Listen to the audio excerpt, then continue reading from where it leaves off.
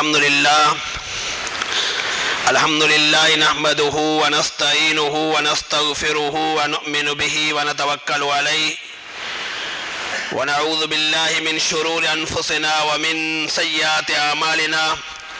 من يهدي الله فلا مضل له ومن يضلل فلا هادي له أشهد أن لا إله إلا الله وحده لا شريك له وأشهد أن محمدا عبده ورسوله أما بعد فإن خير الحديث كتاب الله وخير الهدي هدي محمد صلى الله عليه وسلم وشر الأمور محدثاتها وكل محدثة بدعة وكل بدعة ضلالة وكل ضلالة في النار. يا أيها الناس اتقوا ربكم الذي خلقكم من نفس واحدة وخلق منها زوجها وبث منهما رجالا كثيرا ونساء واتقوا الله الذي تساءلون به والأرحام إن الله كان عليكم رقيبا. يا أيها الذين آمنوا اتقوا الله حق تقاته ولا تموتن إلا وأنتم مسلمون. يا أيها الذين آمنوا اتقوا الله وقولوا قولا سديدا يصلح لكم أعمالكم ويغفر لكم ذنوبكم ومن يطع الله ورسوله فقد فاز فوزا عظيما. أعوذ بالله من الشيطان الرجيم. بسم الله الرحمن الرحيم. وما تشاءون إلا أن يشاء الله رب العالمين. ہر قسم کی حمد و ثنا، تعریف و توصیف، بڑائی اور بزرگی اللہ رب العالمین کے لیے لائق و زیبا ہے، جس رب العالمین کے ہم پر اتنے احسانات ہیں کہ اگر ہم ان احسانات کو گننے جائیں تو کبھی گن نہیں سکتے، اگر شکریہ ادا کرنے چاہیں تو کبھی شکریہ ادا نہیں کر سکتے ہیں. بعدہ عموماً تمام انبیاء پر، بالخصوص سید الاولین والآخرین امام الانبیاء جناب محمد رسول اللہ صلی اللہ علیہ وسلم کی ذات گرامی پر بے شمار درود و سلام نازل جو. اللہم صلی علی محمد وعلی آل محمد كما صليت على إبراهيم وعلى آل إبراهيم إنك حميد مجيد. اللهم بارك على محمد وعلى آل محمد كما باركت على إبراهيم وعلى آل إبراهيم إنك حميد مجيد. محترم حضرات، اس وقت میں نے آپ حضرات کے سامنے سورہ کویرت کی آخری آیت کریمہ تلاوت کی ہے. اس آیت کریمہ میں اللہ رب العالمین نے ہمیں اس بات کا درس اور سبق دیا ہے کہ جو کچھ دنیا میں ہو رہا ہے یا ہوگا یا ہوا ہے، وہ سب کچھ اللہ رب العالمین کی مرضی اور اس کی مشیت سے ہو رہا ہے، ہوا اور ہوگا. اللہ رب العالمین کی مرضی اور مشیت اگر کسی کام میں شامل حال نہ ہو تو وہ کام ہرگز نہیں ہو سکتا ہے، اور اللہ رب العالمین کے مقابلے میں کوئی کچھ بھی حیثیت نہیں رکھتا ہے. اللہ رب العالمین نے دو ٹوک الفاظوں میں ارشاد فرمایا، وَمَا تَشَاءُونَ إِلَّا أَن يَشَاءَ اللَّهُ رَبُّ الْعَالَمِينَ. تم جو چاہو وہ نہیں ہو سکتا ہے. وَمَا تَشَاءُونَ، تمہاری مرضی نہیں چل سکتی ہے. إِلَّا أَن يَشَاءَ اللَّهُ، سوائے کہ اس میں اللہ رب العالمین کی مشیت ہو، اللہ رب العالمین کی مرضی شامل حال ہو. ہم کئی پلان بناتے ہیں، کئی چیزوں کے متعلق نیتیں کرتے ہیں، لیکن کئی مرتبہ ہمارے پلان، ہماری تدبیریں، ہماری مرضی فیل ہو جاتی ہے. کیوں؟ کیونکہ اس میں اللہ رب العالمین کی مرضی شامل حال نہیں ہوتی ہے۔ ہم اپنے علم پہ بھروسہ کرتے ہیں، اپنی طاقت اور قوت پہ بھروسہ کرتے ہیں، اپنے اثر و رسوخ پہ بھروسہ کرتے ہیں، حالانکہ کوئی کچھ بھی نہیں کام آ سکتا ہے جب تک اللہ رب العالمین کی مرضی شامل حال نہ ہو۔ میں آپ حضرات کے سامنے چند مثالیں دے کر کے بتاؤں گا کہ کس طرح سے صرف اور صرف اللہ رب العالمین کی مرضی چل سکتی ہے، اور اللہ رب العالمین کے مقابلے میں کسی کی بھی مرضی چل نہیں سکتی ہے، چاہے وہ نبی رسول پیغمبر کیوں نہ ہو۔ قرآن کریم میں اللہ رب العالمین نے ارشاد فرمایا قل اللہم مالک الملک تؤتی الملک من تشاء وتنزع الملک ممن تشاء وتعز من تشاء وتذل من تشاء بیدک الخیر انک علی کل شیء قدیر۔ اے نبی پاک صلی اللہ علیہ وسلم، آپ اس بات کا اعلان کر دیجئے اور لوگوں میں اس عقیدے کو مضبوط کر دیجئے، لوگوں کے دل و دماغ میں بٹھا دیجئے یہ بات کہ اللہ رب العالمین ہی بادشاہوں کا بادشاہ ہے، شہنشاہوں کا شہنشاہ اللہ رب العالمین ہے۔ اللہ رب العالمین کے مقابلے میں کوئی بادشاہ نہیں ہے۔ دنیا کے جو بادشاہ رہتے ہیں وہ بادشاہ لوگوں کے بنائے ہوئے بادشاہ رہتے ہیں، یہ وقتی طور پہ بادشاہ رہتے ہیں، ان کی بادشاہی جلدی چلی جاتی ہے، یہاں ان کو موت آ جاتی ہے، موت کے ساتھ ان کی بادشاہی ختم ہو جاتی ہے، جبکہ اللہ رب العالمین حی القیوم، ہمیشہ زندہ رہنے والا، دوسروں کو زندگی دینے والا اور دوسروں کو قائم رکھنے والا، دوسروں کو تھامنے والا ہے، وہ اللہ رب العالمین بادشاہوں کا بادشاہ ہے، یعنی اس کو کسی نے بادشاہ چنا نہیں ہے۔ اسی طرح سے وہ وقتی بادشاہ نہیں ہے بلکہ ہمیشہ ہمیشہ کا بادشاہ ہے، وہ دنیا میں بھی بادشاہ اور آخرت میں بھی بادشاہ۔ میدان حشر میں قیامت کے دن اللہ رب العالمین کی آواز بلند ہوگی لمن الملک اليوم، کہ آج کے دن بادشاہ کون ہے؟ تمام کے تمام لوگ خاموش رہیں گے، کوئی کچھ بھی جواب نہیں دے گا، حالانکہ اس میدان میں انبیاء موجود ہوں گے، پیغمبر موجود ہوں گے، دنیا کے بڑے بڑے بادشاہ، فرعون جیسا بادشاہ جو کہتا تھا کہ انا ربکم الاعلی، میں ہی تمہارا بڑا رب ہوں، میری عبادت کرو، وہ بادشاہ بھی وہاں ہوگا، لیکن کسی میں کسی طرح کی کوئی ضرورت نہیں ہوگی کہ وہ اللہ رب العالمین کے اس سوال کا جواب دے کہ لمن الملک اليوم، آج کے دن بادشاہی کس کی ہے؟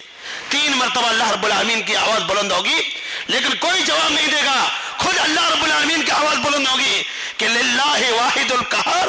آج کے دن بادشاہی صرف اور صرف اللہ رب العالمین کی ہے جو اکیلا ہے اور زبردست ہے۔ تو اللہ رب العالمین خود کہہ رہا ہے کہ اے نبی پاک صلی اللہ علیہ وسلم، آپ لوگوں کے درمیان اس بات کو عام کر دیجئے کہ قل اللہم مالک الملک، کہ بادشاہوں کا بادشاہ اللہ رب العالمین ہے، تؤتی الملک من تشاء وتنزع الملک ممن تشاء، وہ جسے چاہے اسے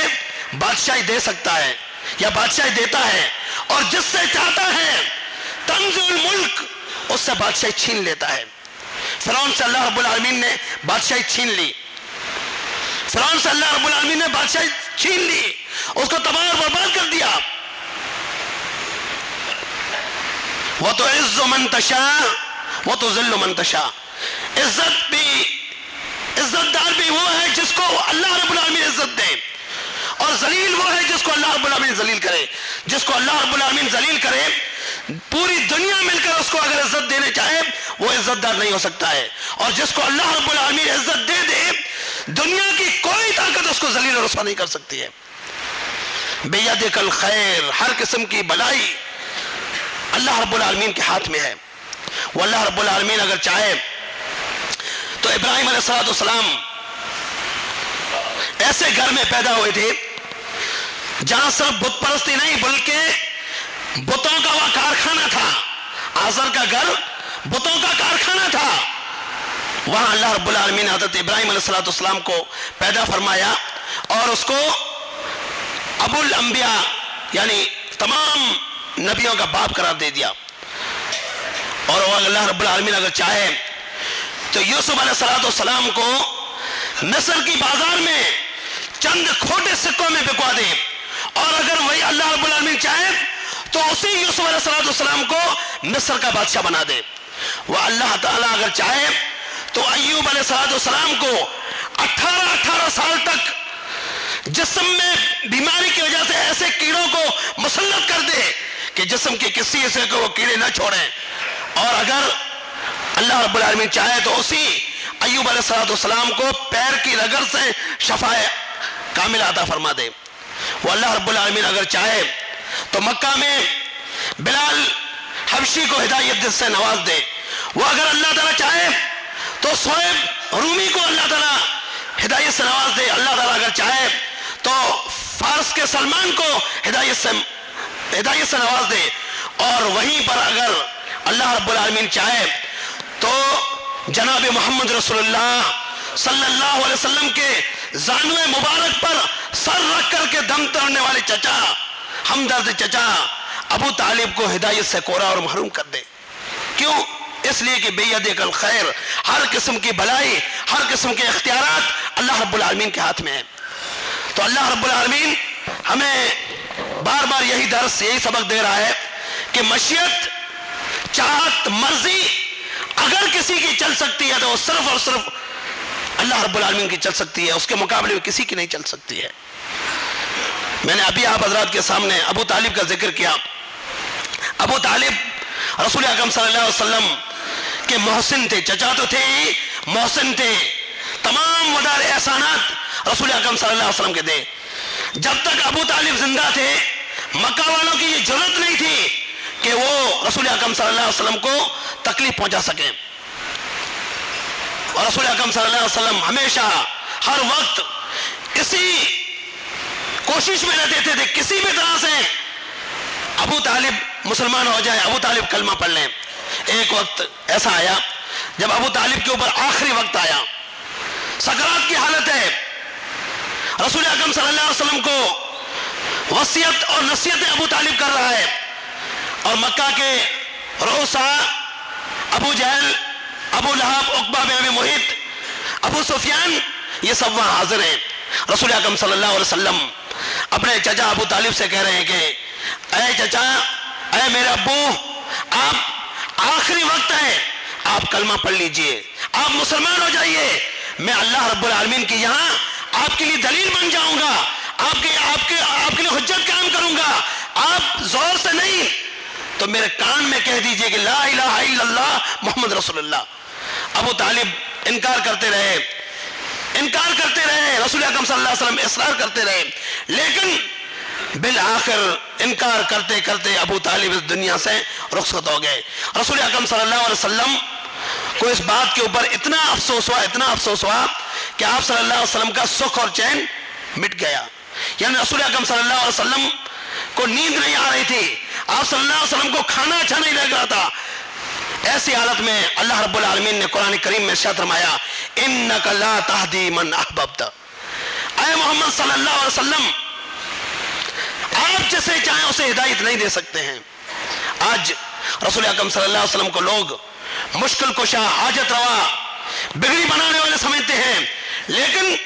رسول اکرم صلی اللہ علیہ وسلم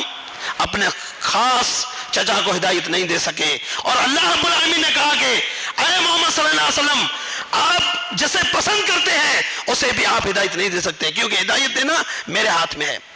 آج لوگ قصہ اور کہانیاں گڑ کر کے بیان کرتے ہیں کہ فلاں پیر، فلاں فقیر، فلاں بزرگ نے اس طرف رخ کیا تو سارے لوگ مسلمان ہو گئے، ہدایت یافتہ ہو گئے، اس طرف رخ کیا تو اس طرف کے سارے لوگ ہدایت یافتہ ہو گئے۔ اور جناب محمد رسول اللہ صلی اللہ علیہ وسلم کو اللہ رب العالمین نے اتنا بھی اختیار نہیں دیا تھا کہ وہ اپنے خاص محسن سگے چچا ابو طالب کو ہدایت دے سکے۔ تو مشیت صرف اور صرف اللہ رب العالمین کی چل سکتی ہے، اللہ رب العالمین کی یہاں، اللہ رب العالمین کے مقابلے میں کسی کی مشیت نہیں چل سکتی ہے۔ اور ایک مثال ہم سنتے ہیں، رسول اکرم صلی اللہ علیہ وسلم کی خدمت میں یہودی آئے اور آ کر کے کہنے لگے کہ ہم آپ سے 3 سوال کرتے ہیں، ہم آپ سے 3 سوال کرتے ہیں، اگر واقعی آپ نبی رسول پیغمبر ہیں تو ان سوالوں کے جواب دے دیں، لیکن اگر آپ نہیں دے پائے تو سمجھو کہ آپ نبی رسول پیغمبر نہیں ہیں بلکہ جھوٹے نبوت کا دعویٰ کرنے والے ہیں، کیونکہ ہر سچا نبی ان سوالوں کا آسانی سے جواب دے دے گا۔ رسول اکرم صلی اللہ علیہ وسلم نے ارشاد فرمایا کہ سوال پوچھو، انہوں نے 3 سوال پوچھے، ایک یہ کہ روح کی حقیقت کیا ہے، دوسرا سوال یہ کہ اصحاب کہف کے بارے میں آپ کیا جانتے ہیں، تیسرا سوال یہ کہ ذوالقرنین کون تھا۔ رسول اکرم صلی اللہ علیہ وسلم نے جٹ سے ارشاد فرمایا کہ میں کل تم لوگوں کو ان تینوں سوالوں کے جواب دوں گا۔ کیا آپ صلی اللہ علیہ وسلم نے کیا فرمایا کہ میں کل ان تینوں سوالوں کا تم کو جواب دوں گا۔ وہ لوگ چلے گئے، دوسرے دن آئے، رسول اکرم صلی اللہ علیہ وسلم ان کو جواب نہیں دے پائے، آپ صلی اللہ علیہ وسلم ان کو جواب نہیں دے پائے، کہا کہ ابھی وحی نازل نہیں ہوئی ہے، وحی کا انتظار میں کر رہا ہوں۔ شام ہو گئی، وحی نہیں آئی، دوسرا دن، تیسرا دن، چوتھا دن، 15 دن ہو گئے لیکن وحی نہیں آئی۔ دوسری طرف یہود اور نصارہ مل کر کے یہ ہنگامہ کھڑا کر رہے تھے، یہ ماحول بنا رہے تھے کہ دیکھا ہم نے 3 سوال پوچھے، تینوں سوالوں کے جواب محمد صلی اللہ علیہ وسلم نہیں دے پائے، اس کا مطلب یہ ہوا کہ یہ جھوٹے نبوت کا دعویٰ کر رہے ہیں۔ 15 دنوں کے بعد وحی نازل ہوئی، اور اس درمیان پیارا رسول جناب محمد رسول اللہ صلی اللہ علیہ وسلم کی حالت المناک حالت ہو گئی۔ آپ صلی اللہ علیہ وسلم حیران اور پریشان ہو گئے کہ اب میں ان لوگوں کو کیا جواب دوں اور وحی کیوں نہیں آ رہی ہے۔ آپ صلی اللہ علیہ وسلم حیران اور پریشان ہو گئے، کیا میرے رب نے میرا ساتھ چھوڑ دیا جس طرح سے مشرکین مکہ کیا کرتے تھے۔ 15 دنوں کے بعد وحی نازل ہوئی، اللہ رب العالمین نے ارشاد فرمایا وَلَا تَقُولَنَّ لِشَيْءٍ إِنِّي فَاعِلٌ ذَلِكَ غَدًا إِلَّا أَن يَشَاءَ اللَّهُ وَاذْكُرْ رَبَّكَ إِذَا نَسِيتَ۔ اے محمد صلی اللہ علیہ وسلم، آپ کسی بھی کام کے متعلق ہرگز یہ مت کہیے گا کہ انی فاعل ذالک غدا، کہ اس کام کو میں کل کرنے والا ہوں، الا ان یشاء اللہ، مگر ساتھ میں کہہ دیجئے کہ انشاءاللہ میں کرنے والا ہوں۔ رسول اکرم صلی اللہ علیہ وسلم انشاءاللہ کہنا بھول گئے، اللہ رب العالمین کی مرضی شامل حال نہیں رکھی۔ اللہ رب العالمین نے رسول اکرم صلی اللہ علیہ وسلم کو 15 دنوں تک حیران اور پریشان کیا۔ دوسری طرف یہ عقیدہ بھی ہم سمجھتے چلیں کہ اس سے معلوم ہوا کہ رسول اکرم صلی اللہ علیہ وسلم عالم الغیب نہیں تھے، آپ صلی اللہ علیہ وسلم عالم الغیب نہیں تھے، بشر اور اسی طرح سے فرشتے بھی نہیں تھے، بشر تھے۔ رسول اکرم صلی اللہ علیہ وسلم عالم الغیب نہیں تھے، جس طرح سے ہمارے کلمہ شریک بھائی یہ کہتے ہیں کہ رسول اکرم صلی اللہ علیہ وسلم عالم الغیب تھے۔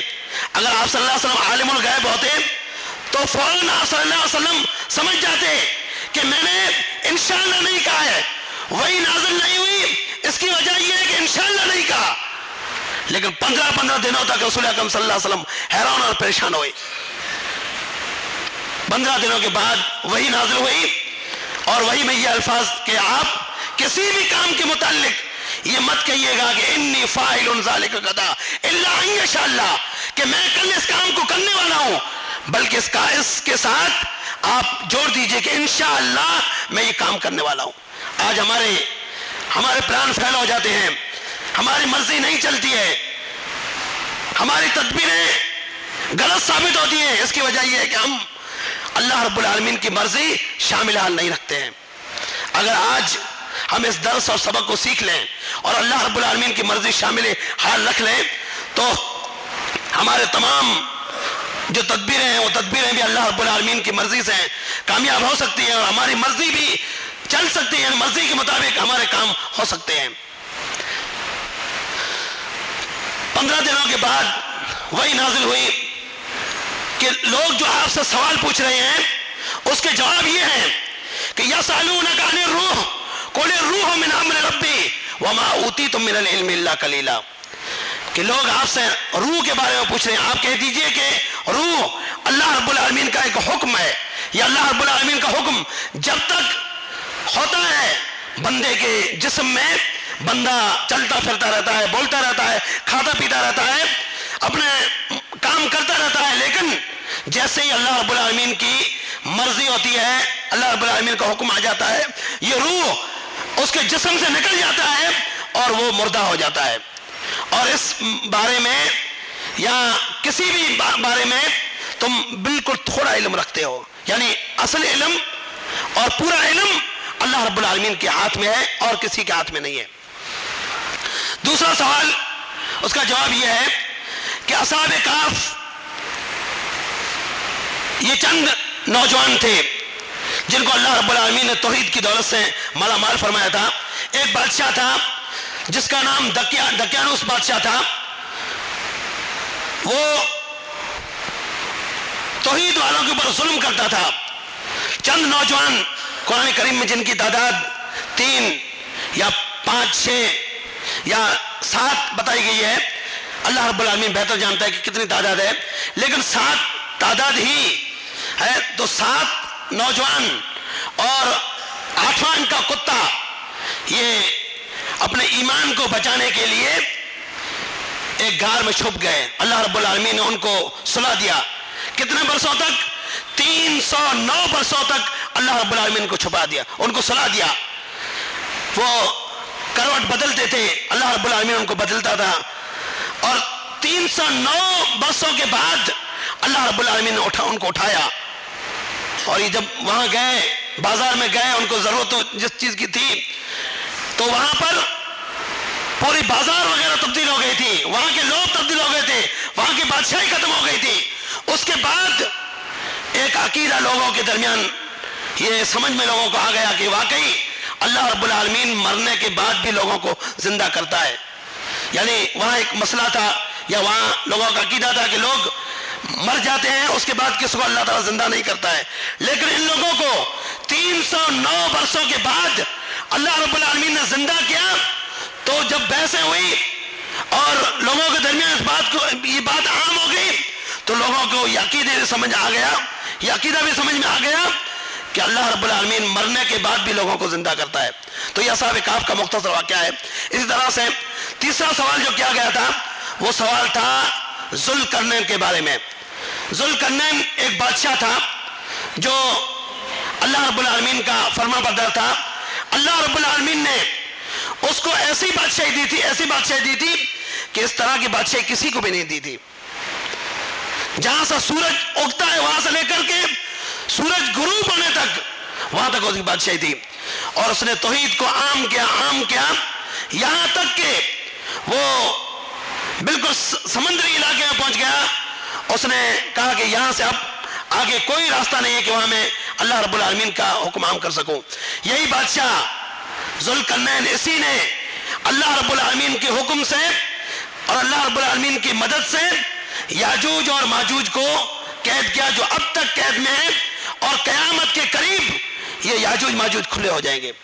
تو یہ 3 سوالات تھے جن کا رسول اکرم صلی اللہ علیہ وسلم کو اس سے پہلے علم نہیں تھا، اللہ رب العالمین نے یہ علم عطا فرمایا۔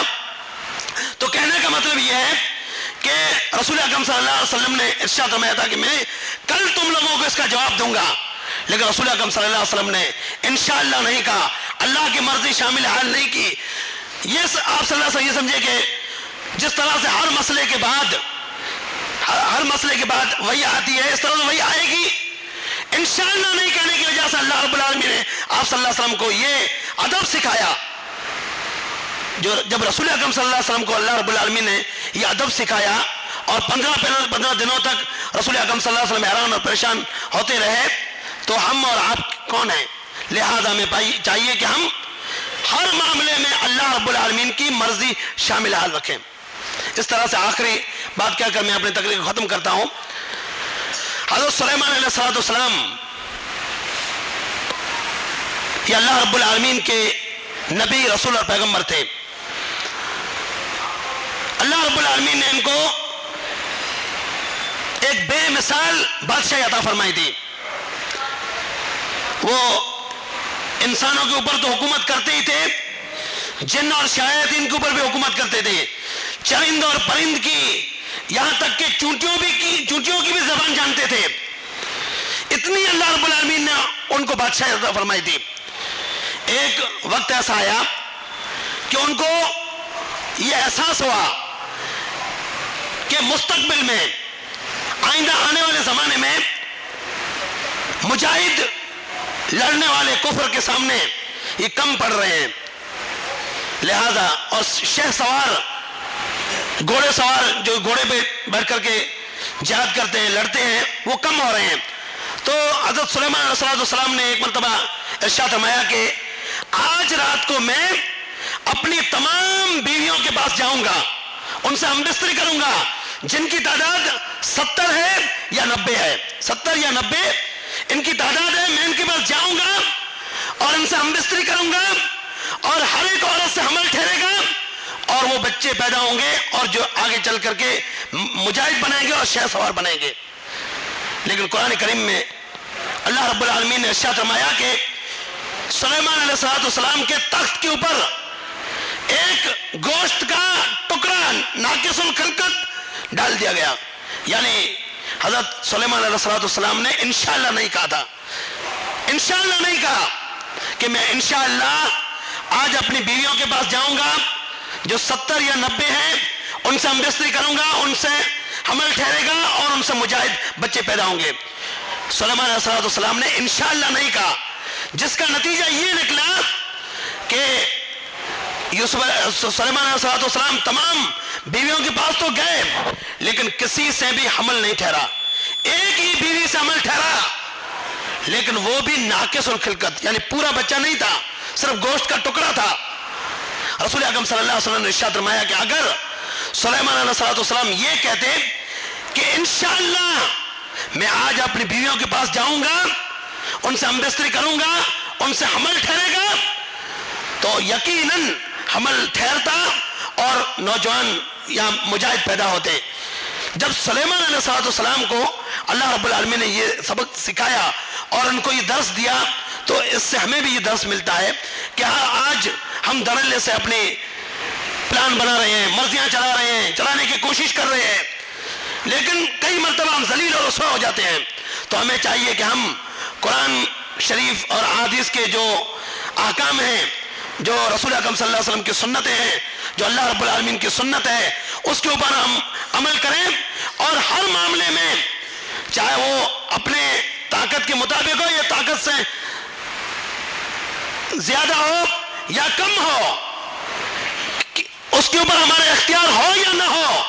اگر ہم کوئی کام کرنے جائیں تو اس میں ہم اللہ رب العالمین کی مرضی شامل حال رکھیں,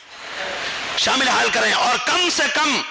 ایک لفظ جو اللہ رسول اکرم صلی اللہ علیہ وسلم نے ہم کو سکھایا اور قرآن کریم اللہ رب العالمین نے سکھایا, یعنی انشاءاللہ کا لفظ ہم ضرور کہیں تو یقیناً ہماری زندگی میں خیر و برکت ہوں گے, ہماری زندگی میں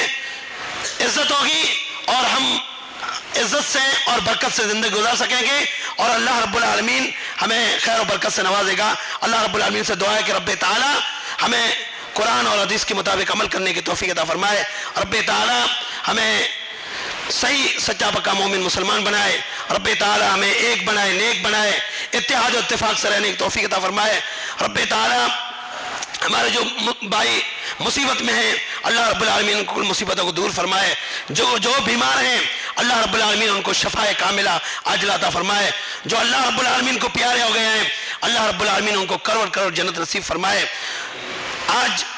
میں ایک دردناک آپ کو دردناک خبر سنا رہا ہوں کہ ہمارے ایک ساتھی, ہمارے ایک دوست حافظ دلشاد جو اس مسجد میں بھی کئی مرتبہ نماز پڑھا چکے ہیں, درس دے چکے ہیں, جمعہ کا خطبہ دے چکے ہیں, ہمارے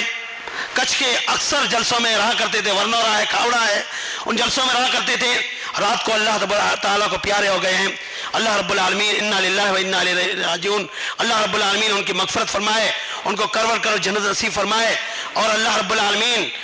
ان کے جو عزیز و اقارب ہیں ان کو اللہ تعالیٰ صبر جمیل کی توفیق عطا فرمائے. ہم سب کو اللہ تعالیٰ جب تک اس دنیا میں رکھے تب تک ایمان اور عمل صالح کی حالت میں رکھے, اور جب موت دے تب ایمان اور عمل صالح کی حالت میں موت دے. آمین ثم آمین. وآخر دعوانا الحمدللہ رب العالمین. بارک اللہ فی القرآن العظیم ونفعنی ایاکم بذکر الحکیم انہ تعالی جواد کریم ملک بر رؤوف رحیم.